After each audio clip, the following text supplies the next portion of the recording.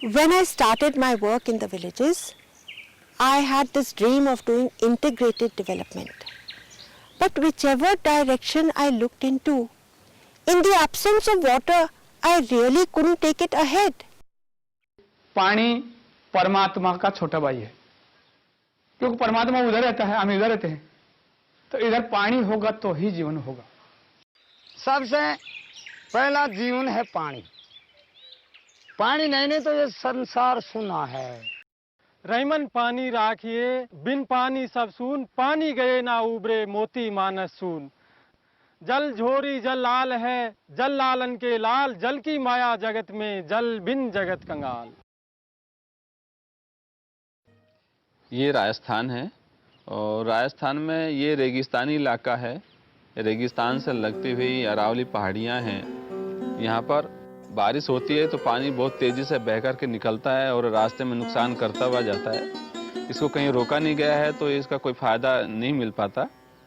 बारिश ख़त्म होती पानी की किल्लत शुरू हो जाती है और बाकी के महीनों में सूखा रहता है। हमारे गांव में इस टाइम पानी की बहुत कमी है, क्योंकि हमारा गांव एक पहाड़ियों के नीचे रहने वाला गांव है। ढलान है, इस गांव में पहाड़ी है। पहाड़ का पानी, खेतों का पानी बहकर नदी द्वारा चली जाता है। मंजूरी करता जना ना बिहार खाता, बालकान फटाता, पानी लाता तो बड़ा सु 500 पानी आता और माटा से भी लाता तो बहुत दुखी होता वे। ये पहले हमारे यहाँ पानी तो था नहीं, पानी नहीं होने से हम पलदारी करते थे। पलदारी करके फिर जैसे माता पिता थे, भाई बहन थे, उनका जैसे भी पालन पोषण बहुत डाउन था। उस समय हम 1-2 बीघा जो गेहूँ करते थे और बाजरा की फसल बारिश हो जाती तो बाजरा हो जाता, नहीं तो नहीं होता बाजरा। पानी भी नहीं रुकता था सर और मिट्टी भी नहीं रुकती थी, तो जैसे फसल का बीज बोते थे वो बीज भी बह के चले जाते। बरसात बरसती तो बीज बह के चले जाते। पानी वजह तो खूब लावा, नहीं पानी वजह तो चोपड़ा कापड़े कर लिया। क्या करा लेद बाल्टी से तो खुश हो मत सही कौन खींच बला जो कोई थोड़ा बहुत बेड़ो हो जा तो हमारी तो फौतगी नहीं रहेगा तो रह गया। अरे यहाँ छोरी छापरी तो गोड़ी भागर लिया हूँ अम्मा कह तो क्या फौता।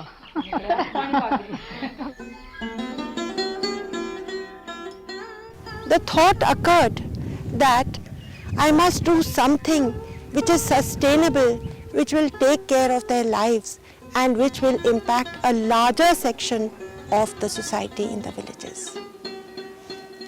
During my rounds, I came upon check dams and I thought, now this is the correct answer. I therefore decided to build check dams. Check dam एक छोटा सा स्ट्रक्चर है जो पानी को चेक करने का काम करता है, रोकने का काम करता है। बांध में पानी को रुकने का मौका मिलता है तो उसके आजू बाजू के जितने कुएं, हैंडपंप्स वगैरह हैं, उन सब में सीपेज होकर के पानी का स्तर ऊपर आ जाता है। दूसरा फ़ायदा ये होता है कि जो पंप से पानी निकालते थे कि ईंधन की खपत कम हो जाती है इंजन की, जिसमें तेल पहले 2 से 2.5 लीटर पर आवर की खपत होती थी, उसमें अब 1 से 1.25 लीटर तक की खपत होती है पानी, क्योंकि उसको आसानी से मिल जाता है। ये चेक डैम है, पूरे को इसको चेक डैम है और ये हेडवाल है। इसकी हेडवाल के नीचे एप्रैन है। यहाँ पूरा में इसमें पीछे पानी भरता है और पानी इसके लेवल में भरने के बाद में इस हेडवाल से ओवरफ्लो होकर के नीचे चला जाता है। कोई भी नए एरिया में जब हम लोग काम शुरू करते हैं तो वहाँ की विजिट करते हैं, लोगों से मिलते हैं कि वहाँ पर पानी की क्या स्थिति है। लोगों से बातचीत हो जाती है तो फिर उनके साथ साइट विजिट करते हैं जहाँ पर पानी को रोकना चाहते हैं। साइट विजिट करने के बाद अगर लगती है वो साइट बनाने लायक है तो फिर हम हमारे टेक्निकल कंसल्टेंट को बुलाते हैं। वैसे मुख्य तौर पे 4 तरीके से हम उसको देख कर जो है, एक तो उसका जो सामाजिक पक्ष है, दूसरे उसका एक आर्थिक पक्ष है, पर्यावरणीय दृष्टि से उसका किस तरह का है और तकनीकी दृष्टि से वो सुटेबल है कि नहीं जगह। The first few activities that Aakash Charitable Trust undertook for the villagers, it financed mostly the entire activity, but we found that thereafter the villagers were not interested in maintaining it or looking after it. They felt that whoever has done the construction, they only should come and do the maintenance also. So we asked them to provide the stones which they could gather from around the place the gravel which could be picked up by their own trolleys and brought to site, and also to provide the water that was required for the construction.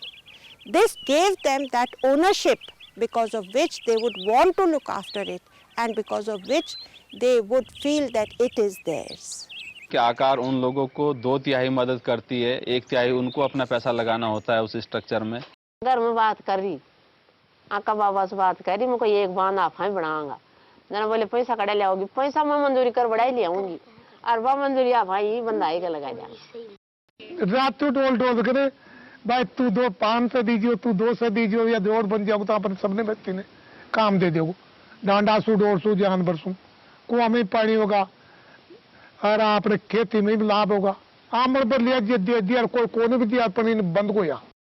Site पूरी होने के बाद में फिर जो भी खर्चा आता है, गांव वालों का खर्चा और ट्रस्ट का खर्चा, हम एक प्लेट पर लिखवाते हैं और उसको साइट पर जो डिस्प्ले करते हैं, लगाते हैं कि इसमें आकार चैरिटेबल ट्रस्ट का इतना खर्चा है और गांव वालों का इतना खर्चा है।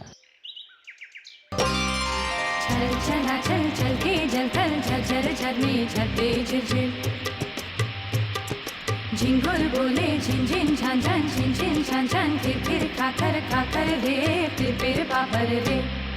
नन्ही नन्ही जलती बूंदे जब लेकर आता बादल रे, बेला के नव पंखड़ियों पर मोती बिखराता बादल रे। खन खना खन खन के रे गंगा खन के रे, छम छमा छम पायल छमके रे। जब पानी कम था तब वो अपनी 1 या 2 बीघा में खेती कर पाता था। अब पानी बढ़ गया है तो अपनी जितनी उसके पास में जमीन है उस सारी में वो खेती कर पाता है। जो ये आपका एनीकट है, इससे नीचे हमारा सूखा पड़ा था पूरा एरिया, इसमें एक तिनका भी पैदा नहीं होता था, खाली पूरा बंजर एरिया पड़ा था। लेकिन एनीकट बनने के बाद में हमने सब इस नाले के ऊपर डिस्पोजल इंजन रख रखे हैं डीजल वाले, और ये पूरी सिंचाई आपकी एनीकट से हम पैदा की है। पहले की यहाँ आसपास की जमीनें सब बंजर पड़ी हुई थी, और इस बार ये बांध बनने से अब की बार पहली बार ये गेहूं चने सब पहली बार ये फसल बोई गई है। पहले कुछ भी नहीं था यहाँ पे। देश तो मैं खूब तो नाद करा था और खूब बेचा था, और देश आगे 3 लाख की तो जीप ले। हालत ऐसी थी कि एक आदमी 2 बैल नहीं खरीद पाता था, और एक पड़ोसी का लेकर एक हमारा, दोनों को मिला के हमारे जोड़ते थे। और आज ऐसी हालत है कि आज मेरे पास खुद के पास ट्रैक्टर है। पशुधन बढ़ा हमारे पास काफी, जो कि हम एक भैंस को 40,000 रुपए में बेच देते हैं। जो हमारे पास पशु है इसलिए हम 5-5, 10-10 भैंस पाल करके और उनको 40,000 रुपए में बेच करके हमारे बच्चों को आगे बढ़ाने की कोशिश कर रहे हैं। पहले तो सब मोल लेना पड़ता था, इसलिए एक भैंस रखते थे, एक एक दो दो भैंस रखते थे। अब तो साहब हमारे पास किसी के पास 5 हैं, किसी के पास 8 हैं, किसी के पास 9 हैं। एक रखते थे, उसको भी चारा खिलाने के लिए भरपूर चारा खेतों में नहीं होता था, बाहर से खरीद करके लाते थे। और अब जो क्या है कि हमारे खेत में इतना हो रहा है कि जो हम पड़ोसी गांव को भी देते हैं। हमने 40 से 45 बीघा की सिंचवार कर रखी है, जो गेहूं कर रखे हैं, और अच्छे हमारी तंदुरुस्ती, हमारे बच्चे पढ़ रहे लिख रहे हैं, हमें दुकानें कर ली, हमें ट्रैक्टर भी ले लिया हमने, हमारे बच्चे नर्सिंग भी कर रहा है। आज से 5 साल पहले हम कर्जबंद थे, आज हमारे गांव के अंदर इस एनीकट से 2 करोड़ की प्रॉपर्टी हमारे गांव के अंदर फिलहाल मौजूद खड़ी है। शिक्षा में काफी बदलाव है, मतलब ऐसा कोई भी बच्चा नहीं है जो स्कूल नहीं जा रहा है। बच्चों की पढ़ाई प्राइवेट स्कूल में पढ़ने जाते हैं, सरकारी में जा रहे हैं, क्योंकि पहले पढ़ा नहीं पाते थे ना, फिर पैसे का जुगाड़ कम था। अभी क्या है, नीचे अनाज बेचते हैं, उसके पैसे आ रहे हैं। पहले तो पानी नीचे तो खेत में मेरी परेशानी पाओ जा खचा को ना, अब तो ऊपर पानी आ गो तो 60 दिन खेत ले आओ जा। अरे मान तो साहब बहुत शुरू ही आगा मार पे बांध देखे दे 2 बट संता 1 बट में सभी काम करिया हूँ मैं। मेरा मानना है कि लोगों की ज़रूरत के अनुसार और उनकी सहभागिता के साथ अगर बरसात के पानी को छोटे छोटे बांध बना करके उसमें रोका जाए तो कोई वजह नहीं है कि पानी की किल्लत रहे। Environment actually becomes enriched without any part of it being destroyed. It is the same way with, the people, no people are displaced, no additional lands are submerged because of our check dams. What happens is that we are taking this along the course of the streamlets, or supplementing the main rivers through the streamlets which start flowing from under our check dams, because the aquifers get filled, and that is why these are giving rise to perennial streams constantly emerging from below the check dams. बड़े बांधों की बजाय छोटे छोटे बांध बना करके अगर बरसाती पानी को रोका जाए तो वो ज़्यादा लाभकारी है। छोटे बांधों के अपने सारे फायदे हैं, उनका एक भी नुकसान नहीं है। हमारे जो बोर थे जिसकी गहराई कम से कम 400 फीट 500 फीट थी, तो कई तो सूख गए थे, लेकिन जब ऐसे जब बांध बनाए तो उससे हमारे बोरों के अंदर ही पानी आ गया। तो बोरों के अंदर पानी आ गया तो जो बंद कुएं थे वो भी एकदम चालू हो गया। तो वास्तविक जब हमको पता पड़ा यार वास्तव से एकदम से तो इतना बेनिफिट होता है, तो अब हमारे सभी लोगों की एक इच्छा है, एक ऐसी जागरूक होगी कि यार ऐसा काम ओजी आए कि हम दोबारा ओजी बनाए। इस कार्यक्रम की सबसे बड़ी बात यह है कि इसमें स्थानीय लोग ही तय करते हैं कि कहाँ पे काम होना है। वही लोग इस कार्यक्रम का क्रियान्वयन भी वही करते हैं, इसमें उनकी हिस्सेदारी भी होती है और इसका फ़ायदा भी उन्हीं लोगों को मिलता है। इसमें ऐसा नहीं होता कि बाहर से कोई योजना आई केंद्र से और वो इम्प्लीमेंट होगी, लोगों की कोई भागीदारी नहीं होती, उनका कोई डिसीजन नहीं होता। यहाँ पर सब कुछ लोगों का ही होता है। The work that Aakaar Charitable Trust has done in the field of water is to create a model that is easily replicable all over the country. I therefore appeal to all NGOs and corporate houses to replicate this model in their own areas so that the country becomes water sufficient instead of water deficient, and joy and prosperity returns to rural India. The blossoming fields of mustard, the green sheaves of corn, the lapping waters in the pond makes me want to replicate this work all over the country in a short span. For this, I need your wholehearted support. Please donate generously to Aakaar Charitable Trust to replicate this work in many, many more areas. This will bring lot of credit to you and give you the blessings of the villagers, in whose lives it will bring joy, prosperity and abundance. मारी बदल गई तकदीर बांध बड़ा बाजू, मारी बदल गई तकदीर बांध बड़ा बाजू।